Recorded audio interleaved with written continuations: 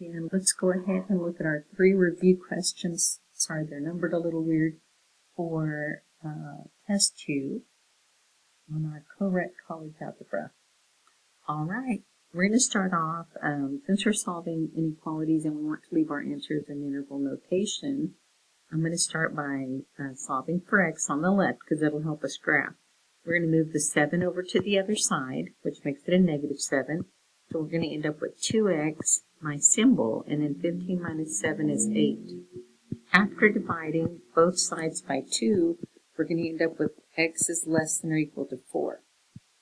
Remember, give yourself a number line. The only number you really need is 4. Because of the closed inequality, it is a solid circle, and this one will shade to the left. When you're writing the answer in interval notation for full credit, you're going to start and read it like an English sentence from left to right. It starts at negative infinity all the way up to 4. Remember, infinities always use a parentheses, and the closed circle will receive a bracket. This receives half credit, that receives full. Let's look at our second example. When you have a 3-part inequality, you want to get the x all by itself in the middle. But anything you move away from the center has to be moved to both sides. So now we have negative 3, our symbol, 6x, our symbol, and 6.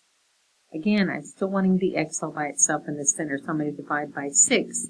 But I'm going to have to do that to every single piece in my 3-part inequality.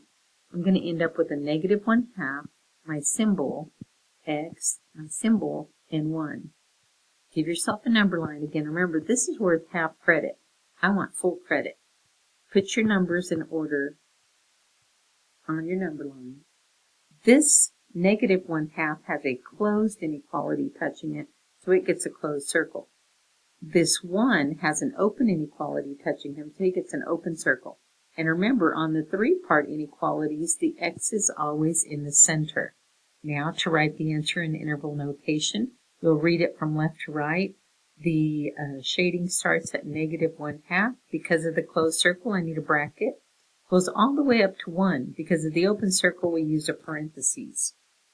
And last one. Again, make sure you back up or pause the video if I'm going too fast. All right, when you're doing an absolute value inequality and it's already isolated, I'm going to start off by rewriting the 2 cases. Case number 1, you pretend that the absolute value is not even there. We're going to solve him in a minute. Case number 2, again, pretend that the absolute value is not even there, but this time reverse the symbol and multiply by a negative 1. We're going to start off by solving the first one. I'll move the negative 1 over to the other side. It's going to make it a negative 1. So we have 2x is less than or equal to 9 minus 1, which is 8. I'll divide both sides by 2, so x will be less than or equal to 4. I'm not going to graph yet. Instead, I'll move the other negative 1 over. I'm going to solve my second case. I'm going to get negative 9 and negative 1 makes negative 10. After dividing both sides by a positive 2, we're going to get x, our symbol, and negative 5. We're going to put those 2 numbers that we found on a number line, a consecutive number line. We're going to have the negative 5 be this point on both number lines, and the 4 be on both number lines there. Now, on the first number line, I'm going to give the 4 a solid circle that goes to the left. On the second number line, on the negative 5, we're going to have a solid circle that goes to the right. Remember the rule for absolute value inequalities. If you solve it and there is a double shaded area, which you see right here, if you see a double shaded area, that is the solution. If there is no double shaded area, then both sections are solutions. The answer here would be bracket, because of the solid circle, from negative 5 to 4, end with a bracket.